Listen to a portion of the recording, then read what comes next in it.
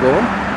I'm here at the Alberta Aviation Museum on November 10th, and I was just doing my real estate video, and I just met this fine man, Willy. And Willy here, he is the vice president of the... Not anymore. Oh, not anymore. Well, not anymore. It's the only name tag I could find. It's the only name tag he has there. But otherwise, I got to pay $8 to get in the door. Anyways, yeah, he just came out to see what I was doing with the recording, and he just started to share with me about these stones and this monument here. So why don't you tell everyone who's watching this, Willy? Hi, everybody that's watching. This within the Alberta Aviation Museum hangar. It was built in 1941 during the British Commonwealth Air Training Plan, and we've got 15 air organizations in here. And one of them is the 700 wing, the ex-RCF Alliance, the Women's Air Division, and the Edmonton Balloon Club, the Home Builders, the Air Cadets, the Army Cadets, the Ventura Aircraft Program, 418 City of Edmonton Squadron, the Glider Club. And what 700 wing did in 2005, it was the centennial for Alberta, so we ended up applying for a monetary donation for a major project. Our major project was to remember commercial, bush, and military members, and that is what this memorial is.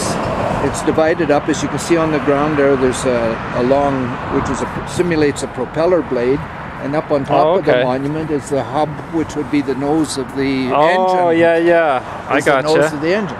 You see that there. So this memorial right here on this side was instituted by Al and Eve Carlin, who have both since deceased in 2007. But this was the prime project. So this is the military one here. Okay. On this side here we have oh, okay, here's another. We have the commercial. So Pacific Western, Canadian Airlines and everything used to fly out of Edmonton City Centre Airport. And this airport was the first registered airfield in Canada back in 1926. And so there's a lot of history here. The British Commonwealth Air Training Plan was done here for training pilots, navigators, bombardiers, and gunners.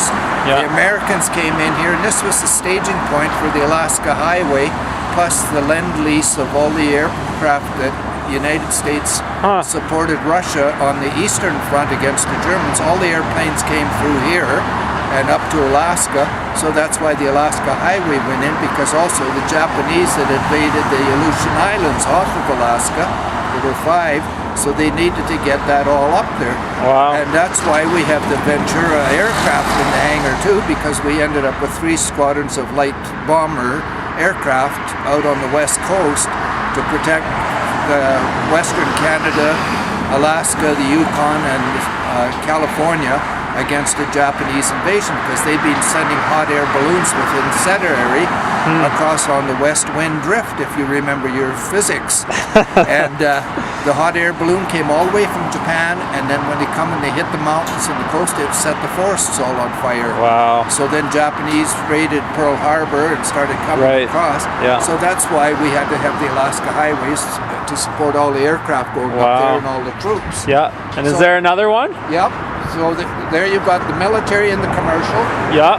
So now this is the Bush pilots, anybody affiliated with it, and you probably heard of Wap May and Max Ward and all that. Well, they used to fly out of here too, and a lot of the airlines were done up here. And not only that, but good grief, I think it's about 10 years ago or more, when they closed the air base out at Edmonton North, which is now the garrison for the Army. We had all these airplanes were all out at the Sir Winston Churchill Memorial Park out there, and we ended up taking all the airplanes and all the engines, all our training aids, all our photos, because it was all going to be removed and put into the dump. So we ended up with 2 oil field companies with their tractor trailer trucks, And we started on a Friday, and by 5 o'clock Saturday morning, the 6 aircraft and 1 missile were moved in here, plus engines and photographed, which are all in the hangar. Yeah.